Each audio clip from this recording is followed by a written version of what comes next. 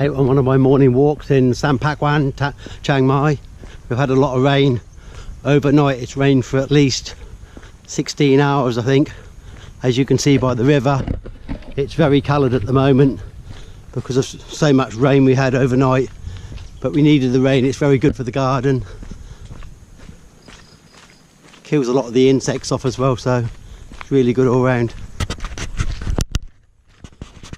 The university in the background there, their own lake there, and behind them, I don't know if you can see, but there's the mountains,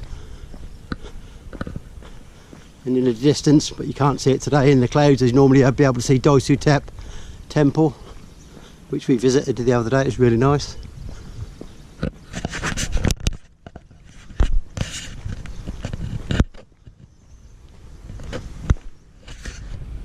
This is one of the little makeshift bridges they make to get across to the rice fields that are almost ready, I think, at the moment. Look very, very green. Up ahead you've got the ladies fishing. They have nets hanging off bamboo poles which they lower into the water and then lift up, and as they lift up, the corners come up first, trapping all the fish underneath.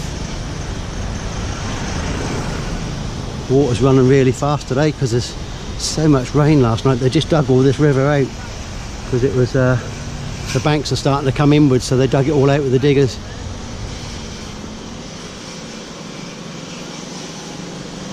Swaddy Cup Tom Yam.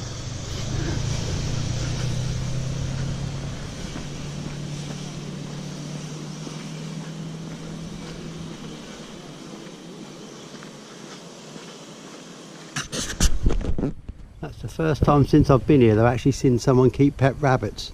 Don't know if you can see, they're in the distance a bit over the other side of the river, but it's the first time I've ever seen them keep rabbits of any sort. Nice lot of bananas growing on the trees. More up here as well. They'll be ready soon.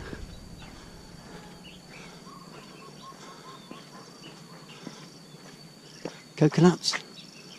Quite a few coconuts there.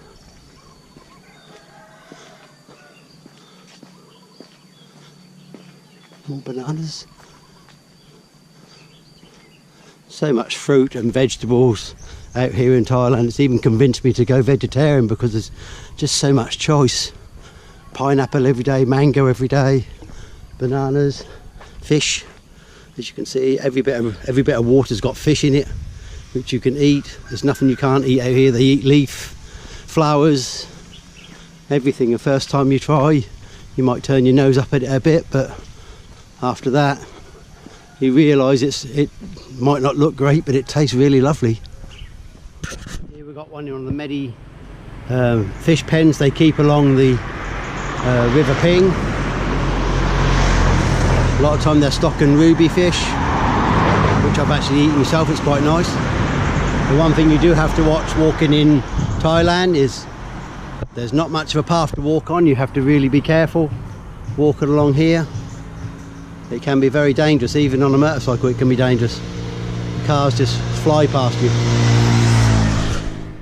Another beautiful temple in Thailand. They're getting ready for something, obviously, putting some yellow, some green and orange ribbons up. Beautiful, like the carvings. Photo of the new king, or picture of the new king. Really beautiful.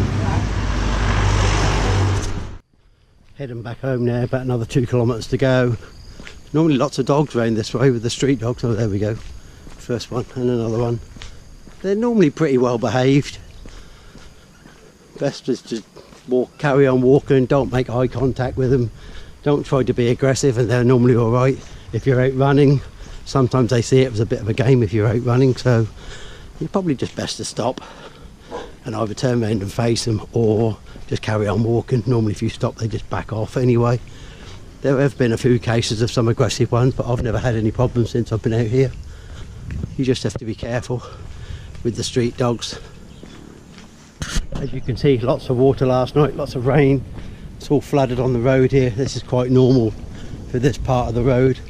It doesn't take long to go away. It's so hot here that normally within 2 or 3 days it's all gone if we don't get any more rain.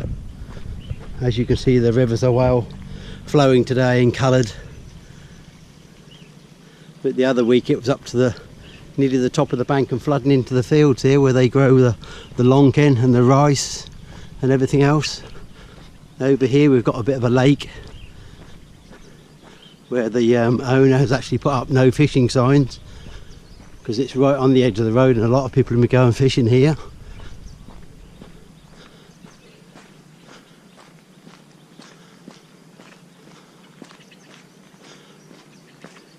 But I don't think they're taking much notice because I've seen them fishing here since he's put the signs up.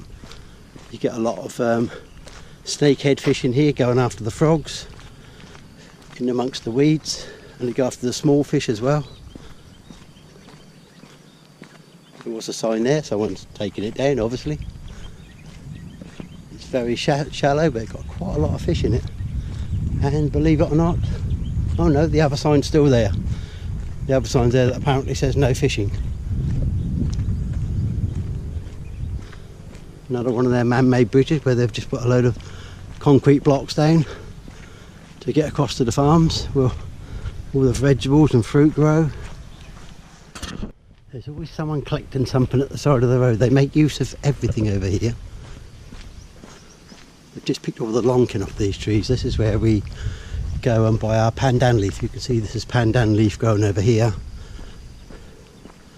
And my wife uses it to make tea and also herbal balls for massage. I don't know what she's picking here.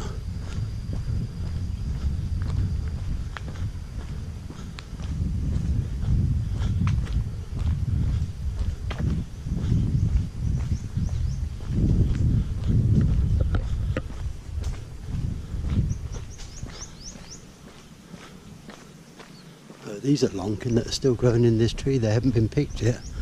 There's not many left under there, but there's a big glut of them this year, so they're going to be selling really cheap in the markets. They don't get much for them. I think if they get about 15-20 baht per kilo, that's pretty good, I suppose. We're fishing off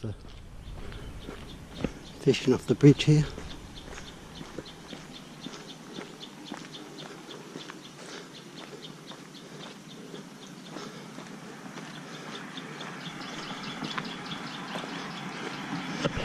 And now heading back in towards my village. Maybe you can see the mountains a little bit more clearer now in the distance. Still can't make out Dong Suthep. Easy to see at night in the dark with all the lights on. You can see it from here. It's about 15 kilometres away, but worth a visit if you're ever in Chiang Mai. Beautiful place to go. A bit of a walk up the steps, and don't try walking from the bottom either. It's 12 kilometres straight up. There are people that run it, and well done to them, but I couldn't do it. But even the taxi that we got up from, we got the motorbike to the bottom, got the taxi to the top, and even that was struggling getting up the hill. Back into my village now. This is one of the houses. It used to be the show home. It's now up for sale. And over here they're building some new ones. Seems like the village is getting bigger and bigger all the time, but many of the houses in the village are empty. They've been bought up by people from Bangkok who buy them as like a second home, maybe hoping the value will go up as the village gets bigger. I mean, you pay your money and you take your chances basically. In the distance you can see the water tower, and then that way you can see the double water tower which is around the lake near where I live. Nice now for this morning. Back to the house. About a 5 kilometre walk, burning 380 calories, and took about just over an hour back to the lake outside my house. Nobody fishing today by the looks of it. There's loads and loads of fish in here, but I only seem to be able to catch the small ones. But there are some bigger fish in here, as you can see. Got the twin water towers in the distance over the other side. but I've been told it's very, very deep, this lake, at least 4 metres. See, you've got some bigger fish in here making some splashes and ripples. But there are a couple of Burmese men who live on the corner there who set up a net across there and take a good 10 to 12 fish out of here every night to eat. It's one way of doing it, I suppose. Saves going down to the local supermarket and buying some fish. Well, that's about all for this morning. See you again soon.